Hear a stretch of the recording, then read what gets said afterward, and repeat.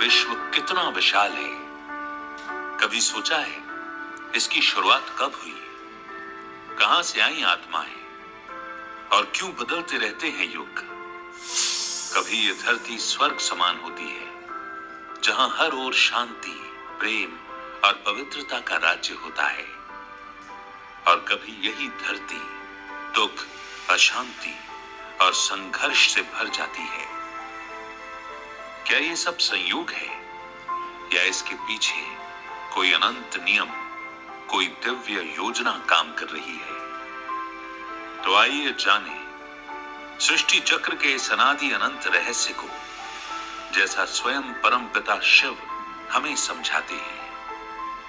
विश्व एक रंगमंच है और हम सभी इसके अभिनेता हैं। इस नाटक का कोई वास्तविक आरंभ या अंत नहीं है। ये 5000 वर्षों के अनंत चक्र में चलता है।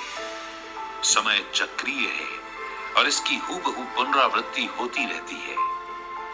ये 4 युगों सतयुग, त्रेता युग, द्वापर युग और कलयुग में विभाजित है।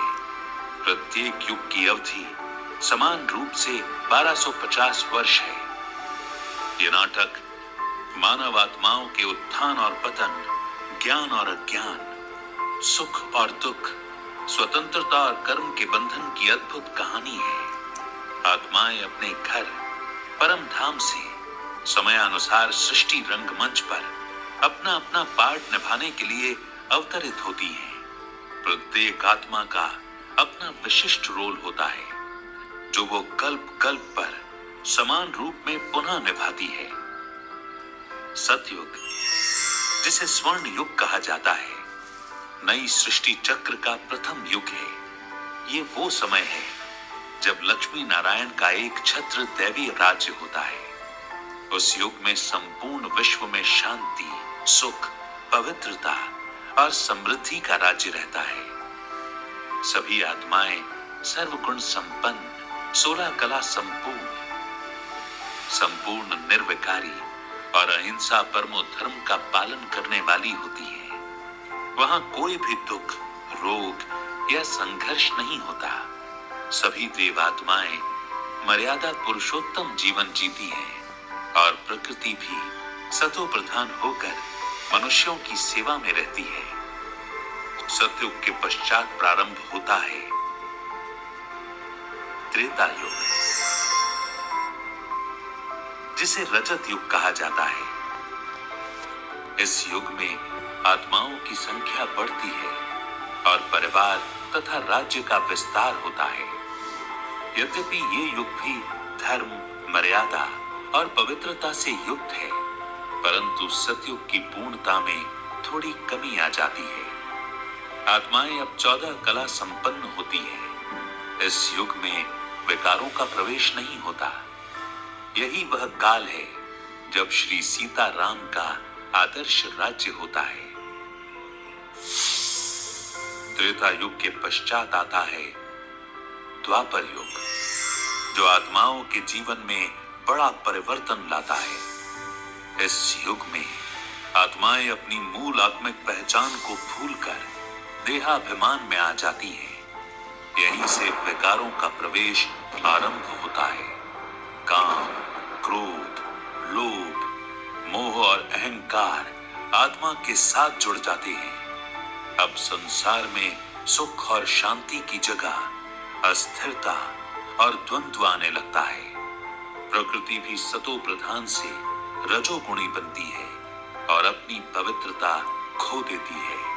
परिणाम स्वरूप प्राकृतिक आपदाएं, संघर्ष और दुख का आरंभ होता है। इसी युग में भक्ति मार्ग और धर्म की स्थापना शुरू होती है, क्योंकि आत्माएं दुख के कारण परमात्मा की ओर आकर्षित होती है। द्वापर युग के पश्चात आता है कलयुग, जिसे कहा गया है अंधकार और अज्ञान का युग। ये वो समय है जब धर्म, पवित्रता और सत्य अपनी न्यूनतम अवस्था में पहुंच जाते हैं। मनुष्य आत्माएं देहाभिमान में फंसकर विकारों की दास बन जाती है और भ्रष्टाचार, अन्याय, हिंसा तथा अराजकता जीवन का स्वाभाविक हिस्सा बन जाते हैं। सुख की जगह दुख और शांति की जगह अशांति का राज्य होता है।